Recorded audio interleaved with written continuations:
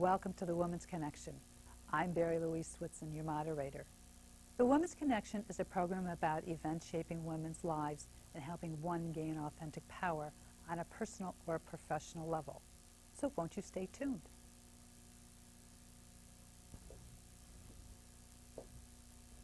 Welcome to this segment of the Women's Connection. With me is a broadcast journalist and author, and we're going to talk about her story, and we'll share what her story is all about. And I would like to welcome Mary Alice Williams. Thank you for joining me. Thank you for letting me be here, Barry. Oh, it's wonderful.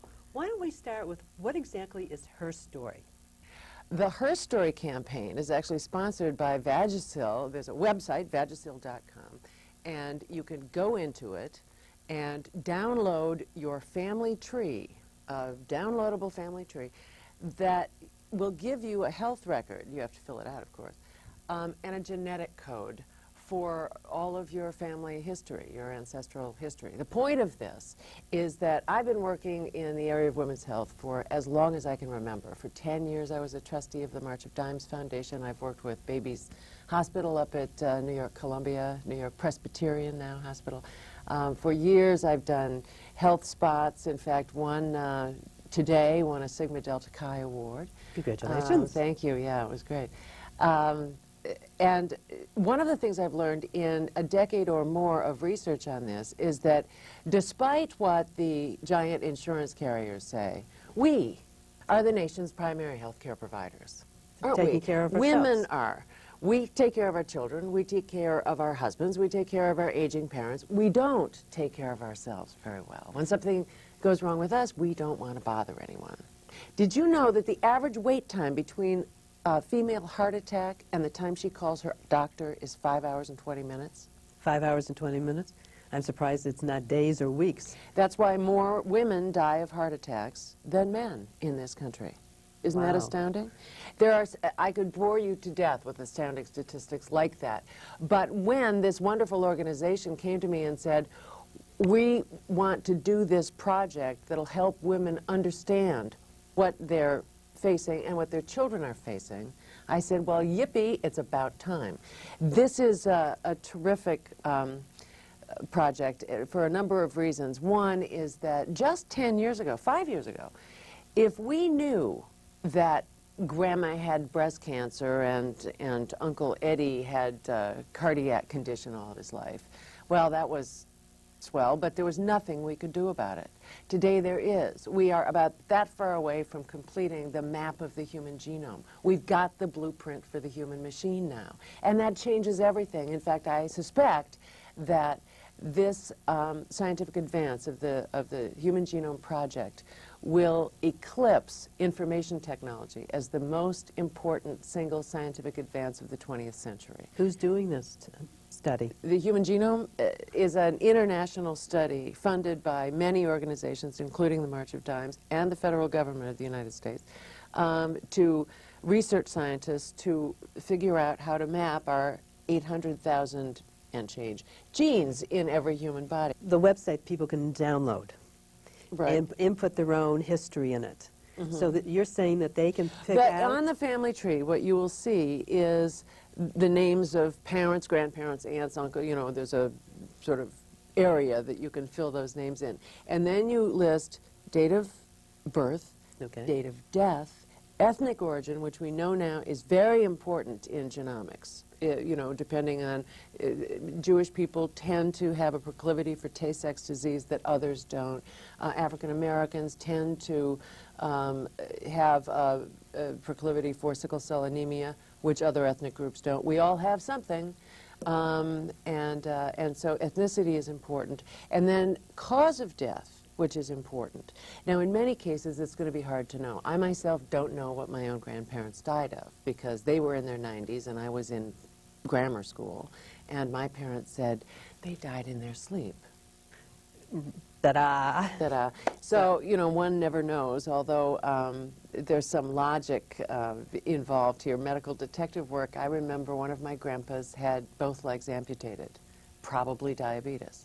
Wow. You know, so you can sort of trace it back that way. Another nice thing about the project is that is that, and an important thing, I should say, is that it helps women get control of their own medical care. If the doctors, even medical students who are trained in this, still don't know what to ask. So do you know when you go first to a doctor, you go to a new doctor and they give you this clipboard with things you have to fill out, and you say, no, no, no, no, hypertension, diabetes, you know, all those, you know what I'm talking about. Absolutely, right. Pro forma. Now that we have the information about the human genetics, those questions aren't on the list. So we have to go to our doctors and say, by the way, I have a history of breast cancer, ovarian cancer, whatever, in my family. There is something we can do about that now. There are a lot of lifestyle changes we can make to prevent the onset of these diseases. Some diseases which 2 years ago, osteoporosis was not treatable and not curable. Today it is treatable, curable, and preventable because of a new genre of drugs. I think that's terrific. So it's very important that people know their family history. But how far back does somebody have to go? As far as you can. Okay. Just as far as you can. Now, you're talking about women. How important is it for men to document their family history also? Well, that's important, too. I'm aiming this at women because, well, we tend to be more detail-oriented. But it is important. You know, people talk about us and our mothers and our grandmothers. It's not just our line. It's our father's line as well. You have to look at your paternal side as well. And your husband's, of course. So that gets into, that incorporates the men as well. And it's very important for them. I'm under the belief that our family history, our medical history is basically on our mother's side, going all the way back. Not necessarily. Okay. So if you've got good genes on your father's side, do they overwrite the bad genes? Oh, that's too bad. And if you have bad genes on both sides and a clearly defined genetic bullet for some catastrophic illness, it doesn't mean you're going to get it. And that's very important. It doesn't mean you're going to get it just because it's in your gene pool. Now, let's just say, what about if you're adopted? What do you do then? There are, if you go into www.vagisil.com, there is a link, if you are adopted, and it's a very clear prompt, if you are adopted, and there's a list of places you can go to research your biological parents. Oh, that's wonderful. Yeah. Because I'm sure Yeah, they've been quite thorough about this. I've been very impressed with how they've handled it. So it's important to document as much for yourself, to know your history and what you might be exposed to genetically, as well as your children's and your children's children. Or your parents and your parents' parents, more to the point. So going back, because I'm one who's into preventive medicine. Right. If you can't, if you don't know your history, you can't be preventive. That's right. So, and your lifestyle is also. How old is this Her Story campaign going on? It is. It was launched March 1st, and I am presuming it's going to be there and available for a long time. What made them do this? You know, it's funny. They were celebrating their 25th anniversary as a corporation, and women obviously have held that company together, fueled the company, bought the products, and this was their way of giving back. You know, one says, oh, well, you know, we can all be cynical about the reasons for this. The fact is they're not getting anything for this. They're giving something to us so that we can start taking control of our health. Because I know when I do anything with one doctor, I make sure all my other doctors, not that there's a whole slew of them, but I make sure everybody is connected and they're on the same page. I'm glad to hear that you have more than one doctor. You know, I give speeches all over the country, and I say to the audience, how many of you have a doctor? Almost all the hands go up. And I say, if your doctor is a gynecologist, put your hands down. And many people just have one, the gynecologist. A gynecologist is not your guy if you've got breast cancer. A gynecologist is not your guy if you have a genetic bullet for Parkinson's disease. You really, a gynecologist is great, but not the only thing. The end all. No, because I think one should have an internist as well as the gynecologist. That's right. And keep them both on the same page. If you have a test, fax and make sure everybody gets a copy. That's right. Because the other thing that I think people don't realize is that one doctor may be prescribing one kind of medication for a person, and the other doctor doesn't know it and gives them something that will counterbalance. But it's our it's our responsibility to tell doctors what medications we're on if we're on But it's any. amazing how many doctors don't look or listen, and because Right. basically the patient takes the doctor's word as We have God. to be in charge. And Yes. I think that's changing, Barry. I think that women in America, in fact, my own gynecologist says, you know, in the rest of the world, women are treated this way for this, for instance, in terms of estrogen replacement therapy. Everybody in Europe is on it. In America, we're so busy and noisy and assertive and politicized about handling our own health that we're not just taking the doctor's word anymore. Which I think is great. I do too. We're Drives my taking charge. gynecologist crazy, but I think it's great. We're taking charge of our own destiny here. That's right. And this website is a way to start doing that, because if I've said it before, I'm going to say it again. If we've got the blueprint for the human machine, we can theoretically repair it. We can theoretically start reweaving the DNA that causes problems for us. We're already making enormous strides in gene therapy and stem cell research. In the closing moments of the show, what would you like to leave the audience with? It's your responsibility to take control of your own health. We are living longer. 100 years ago, the age of mortality for us was 46 years old. Isn't that hard to believe? It is. 46. And today, many of us, the baby boom generation, are going to live well past 100. I hope in good health. And I hope in good health, but the only way to do that is for us to take control. The only way to ensure our children's long-term, vibrant, happy, healthy survival is to get this information to them. You got to start somewhere, and this is a very clear, easy, linear way to do it. That's wonderful. Well, thank you so much for joining me, Mary Ann. Thank you. Alice. I'm happy to be here, Barry. And I hope you are taking control of your life with your family tree. Don't touch that dial. We'll be right back with the Women's Connection. Welcome. This segment of the Women's Connection, we have Andrea Nierenberg, a business consultant and motivational speaker, who's going to help us learn some tricks in networking. Andrea, thank you so much for joining me. Thank you, Barry. Networking. Some people love it, some people hate it. I enjoy it. For those who don't enjoy it, what would you say to them? Well, first of all, my definition of networking is that the opposite of networking is not working. Okay. Every time you have an opportunity to meet someone, you can learn from them.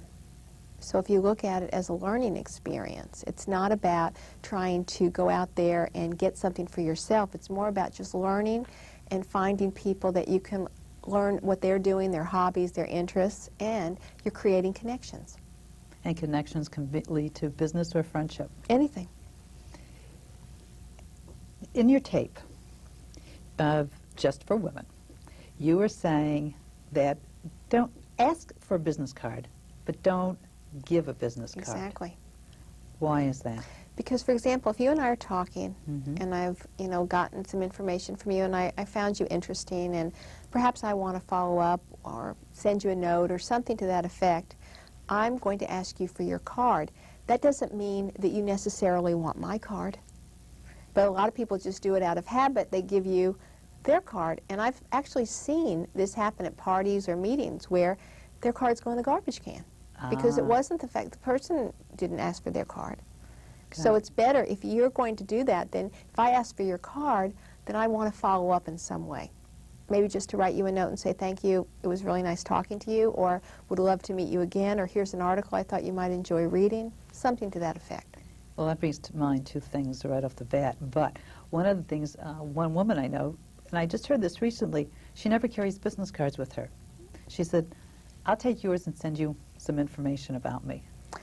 Well, the only thing with that is that it looks like you're too busy selling, like I'll send you information about yourself, right. And again, that's where I think networking gets a bad connotation. It's just like, well, how can I get business from you, or how can I send you stuff about myself? A lot of times if I get someone's card, it's because I told them I'd put them in touch with someone else, or they maybe had said about an article they enjoyed, or an album, or something to that, an album, do you believe I'm dating myself, a CD, or something to the effect that they enjoyed, and I can say, oh, I can get you some information on that, and then just pop it into the mail for them. When you're sending a note to somebody, is email okay, or Well, going back to old snail mail?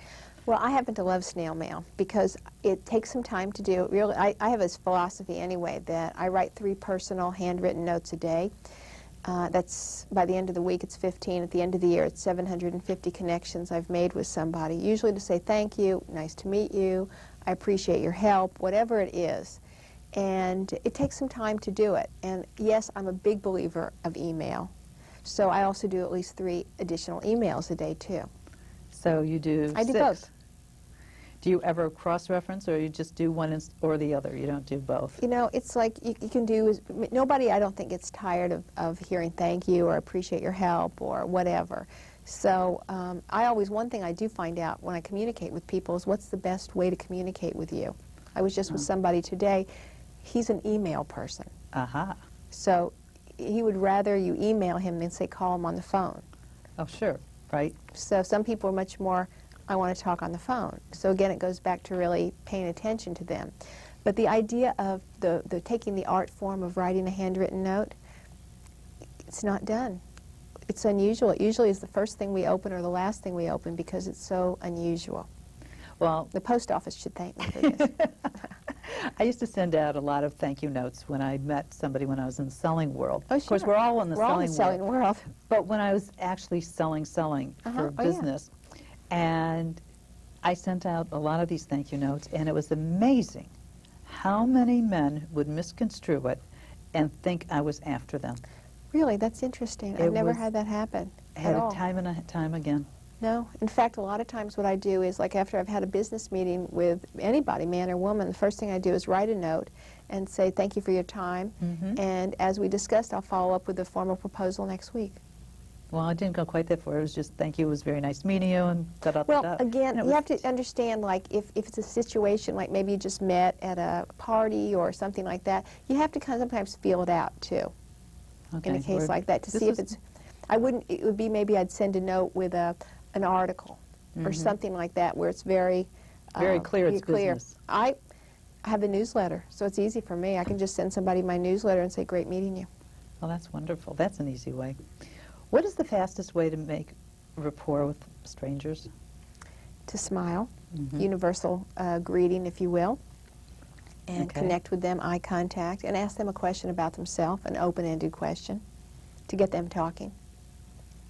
People 'Cause love they to like talk about everyone. themselves. Yeah. I'm a former Dale Carnegie instructor, Ah. and people, Mr. Carnegie always would say that people love to hear the sound of their own voice, and they love to talk about themselves. So if you can go to a party or a meeting and ask questions without coming across as a drill sergeant, what you're God, really I hate doing. that. Yeah, and again, it's intuitive. We can tell when we're doing that. But if you get somebody talking about something they're interested or passionate about, they'll talk, and then they'll walk away saying, you're a great conversationalist. That's such a wonderful compliment. Why do you say listening is the key to success? Because it is. We don't For listen what reason? enough. God gave us 2 ears and 1 mouth for a reason, and we should use them in that proportion. 2 to 1. Because when we listen, we pay someone the highest compliment. Plus, we learn.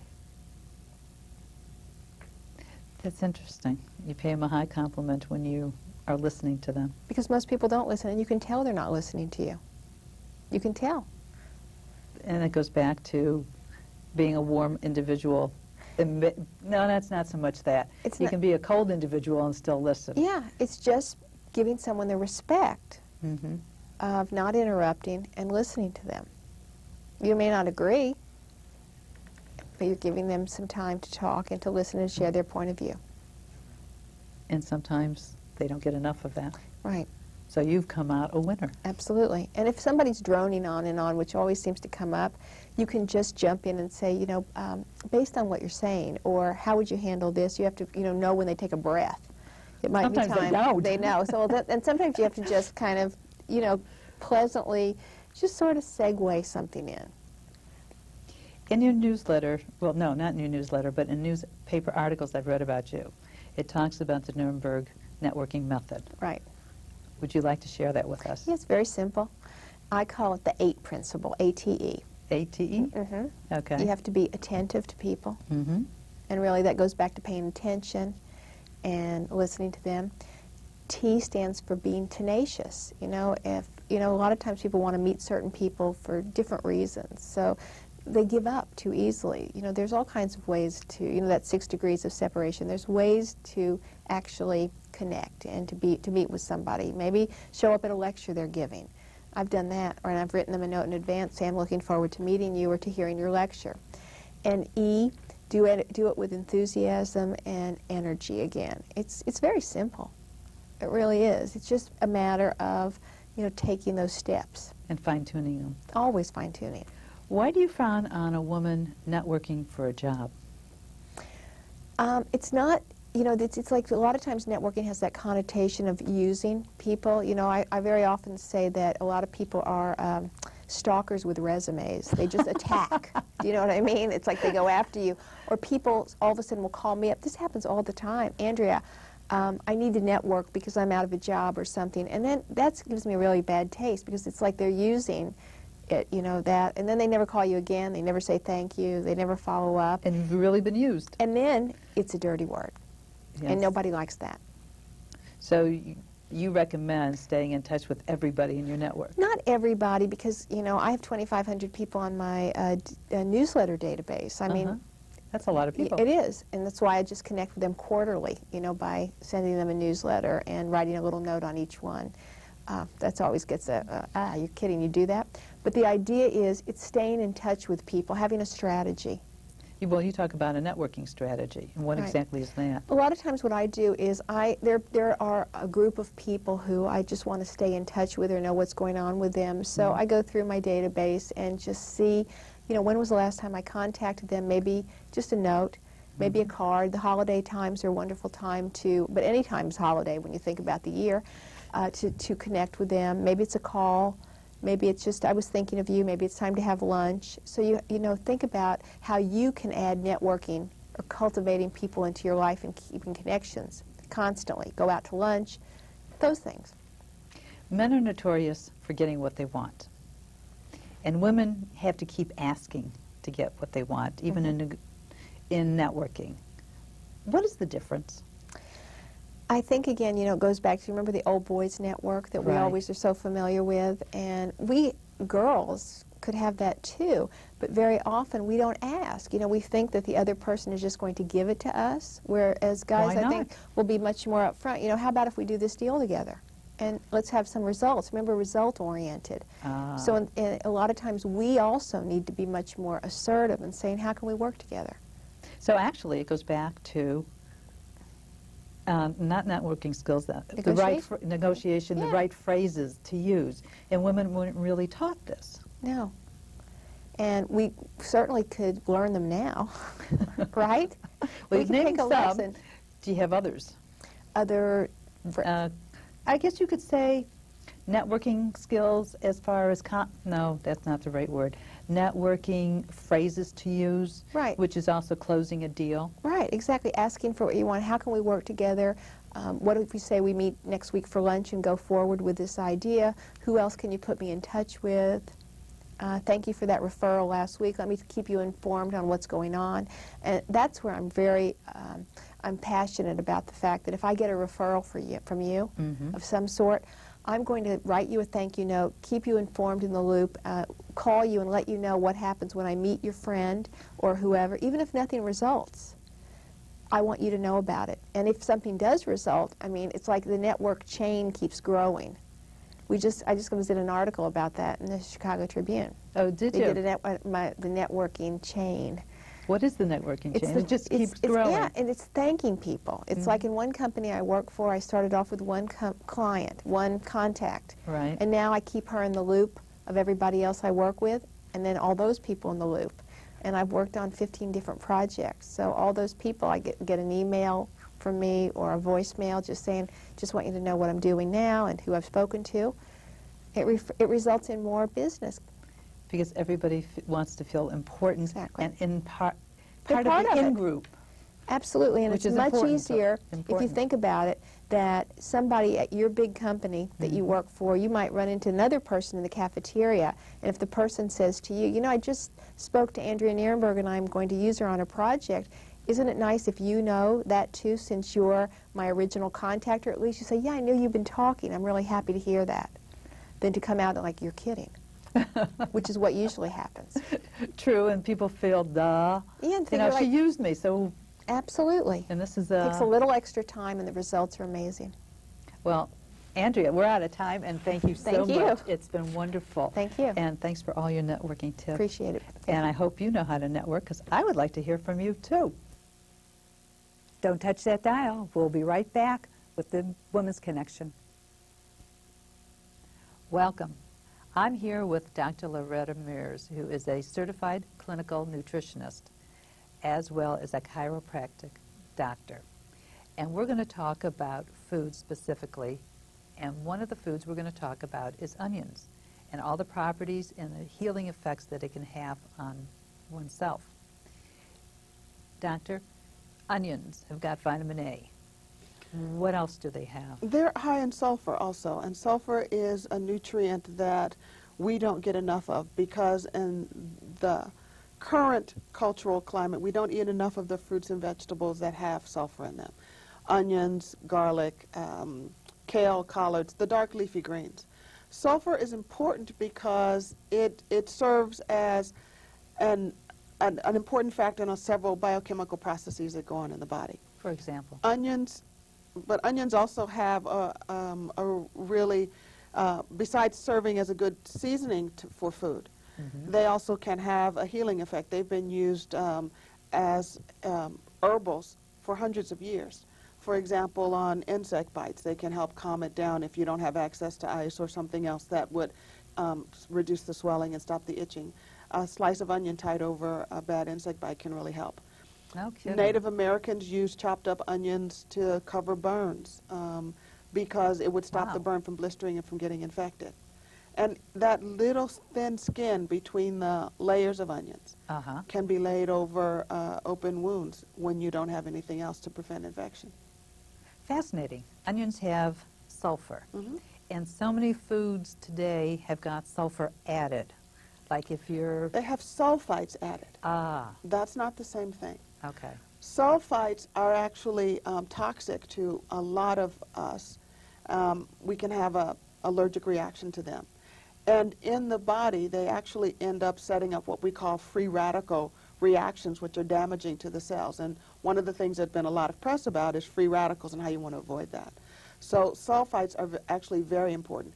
Preserved meats, hot dogs, luncheon meats, all usually are high in sulfites. Bacon, high in sulfites. And it's actually something I usually counsel my patients and clients not to eat if they can avoid it. Well, thank you so much for all this information about sulfites and onions. It's been really great. Glad to do And it. thank you. Thank you for joining us. I hope you learned some information about onions and all the properties that they have. I know I have. Bye now.